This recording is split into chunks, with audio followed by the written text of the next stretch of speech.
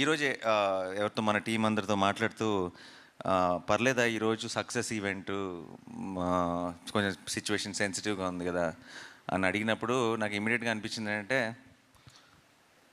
ఇలాంటి అంటే వాళ్ళు సిచ్యువేషన్ సెన్సిటివ్ ఉండటం అంటే అవతల వాళ్ళు మనతో ఏదో మనకు ఒక ప్రాబ్లం క్రియేట్ చేయాలని ట్రై చేశారు.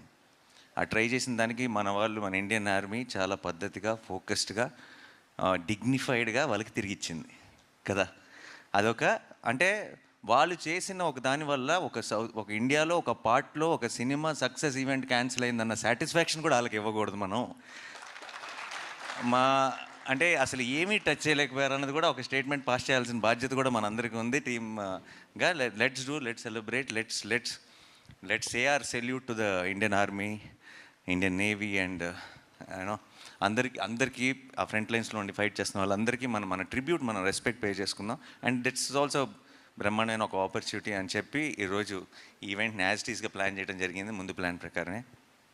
సో టు ఆర్మ్డ్ ఫోర్సెస్లో ఉన్న అందరికీ కూడా నా తరఫు నుంచి, టీం తరఫు నుంచి it's a big salute. Thank you so much. మీరు ఉన్నారు కాబట్టి మేము బయట అసలు ఇక్కడికి వస్తున్న చోట అన్ని పనులు సాఫీగా జరిగిపోతున్నాయి. అసలు ఇక్కడ మనం అప్పుడప్పుడు వింటుంటాం ఆ దేశంలో యుద్ధం, ఈ దేశంలో యుద్ధం అని. అక్కడ పరిస్థితులు ఎలా ఉంటాయి అప్పుడప్పుడు వీడియోలు చూస్తుంటాం.